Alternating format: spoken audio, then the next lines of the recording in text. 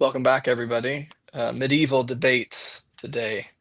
Um, this chapter, Sam, revolves around a famous old theological question. If Adam had not sinned, would Christ still have come?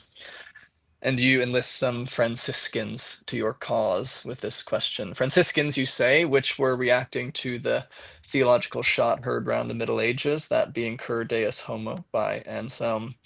And Anselm sets out this famous and deeply influential theory of atonement that is, shall we say, quite tidy, quite sanitary, very left brain, very scientific, very interested in multisyllabic words.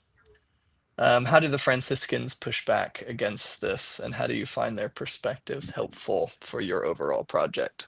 Well, I think the first thing to say is that Anselm, as David Bentley Hart points out better than anybody else, is not a one-trick pony, and people only tend to read that section, as ever with these historic documents going back to the 11th century. People just read the bit that's associated with this argument that only humans should pay a penalty, only God could pay a penalty, therefore we need a God-human to do so, and hence the incarnation. And that's a section of the book. But in the first part of Cur Deus Homo, why did God become man? Anselm takes away what you might call the bad aspects of the historic theories. Any sense that God owes something to the devil, for example. That he dispenses with all of that. So let's be positive. There are some good things about Psalm, but what they really revolt against is in the spirit of St. Francis. I mean, St. Francis is cupcakes and crumby candy bars. He's all creativity. He is all joy and bounty and blessing and creation. He is not transactional and forensic and desiccated and objective, and Anselm is all of those things, and at least in the theory that he's famous for. So they're talking about a much richer blessing, back to abundance that we talked about in the first session, and that's kind of the root of it. And so where that focuses down is on this central claim that you get in Duns Scotus and one or two of his predecessors as Franciscans earlier in the 14th century. Duns Scotus is sort of slipping into the 15th century. You get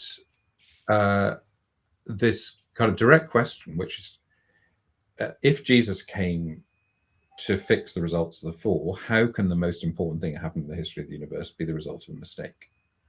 So, in a sense, that crystallizes the scarcity problem that the Franciscans see in Anselm when they compare him to Francis and Bonaventure and the great Franciscan tradition.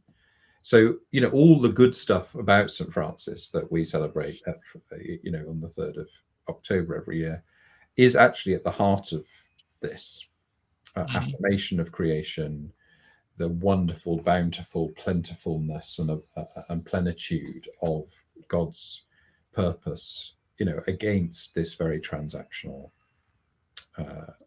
view and very reductionist view of Jesus.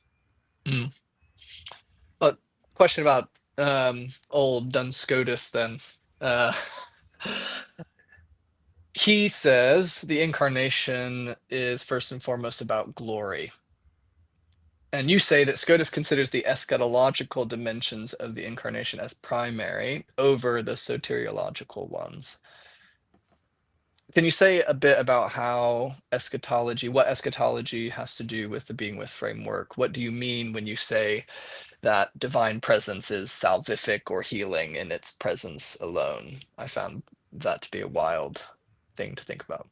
Well, I talk a lot about the phrase "living God's future now," and when I say those four words, I say that the outside words are the ethics, living now, and the inside words, God's future, are the theology. Nice. You see, so living today in a way that anticipates the way we will live with God and one another and the creation forever. That's what living God's future now is. And that is what Duns Scotus is talking about. is glory is that moment in creation, in existence, as I usually put it, where we glimpse essence.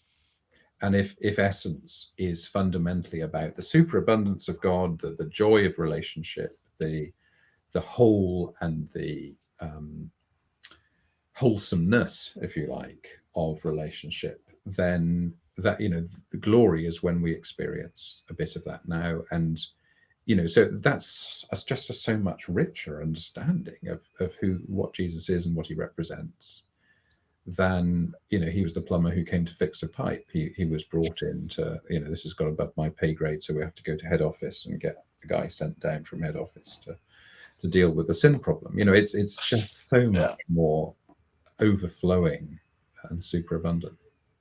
Yeah, thank you.